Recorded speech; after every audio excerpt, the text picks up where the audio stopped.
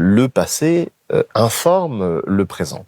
Et l'historien et l'historienne doivent le prendre en compte, du point de vue individuel comme du point de vue collectif. Et du point de vue collectif, on est tout à fait fondé, tu parlais des irresponsables tout à l'heure, à proposer en tant qu'historien une lecture du présent à partir du passé et du passé à partir du présent.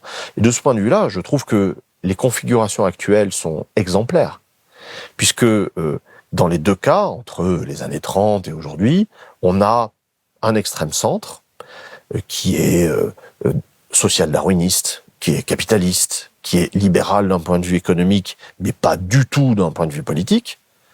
C'est l'extrême centre de 1932 en Allemagne qui met les nazis au pouvoir, qui rappelle étrangement quand même l'extrême centre, je reprends la catégorie de Pierre Cernat, que nous avons aujourd'hui au pouvoir depuis 2017 au moins.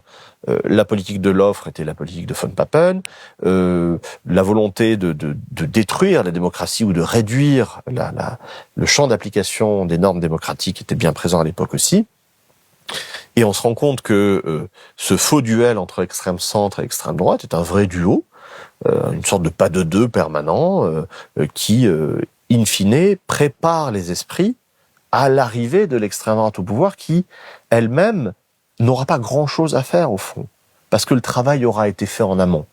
La multiplication des états d'urgence. Je renvoie aux travaux de Jenny Mériot sur ce sujet-là.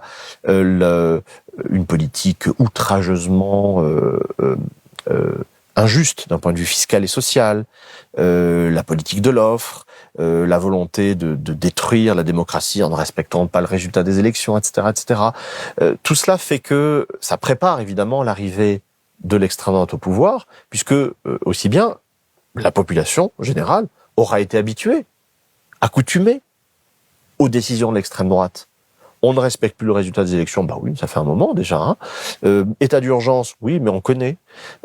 Politique outrageusement injuste, socialement et fiscalement, oui, c'est le cas depuis des années, etc., etc. Même le mot collaboration, dans la réécriture de l'histoire qui est faite aujourd'hui, c'est ce qui est très inquiétant dans les propos de Macron. Oui. Semble perdre son sens aussi, puisqu'on est dans une inversion de réalité du langage. Sachant que, comme tu parles de langage, on est dans un contexte linguistique et culturel général où le terme de collaborateur est omniprésent dans la vie professionnelle. Oui.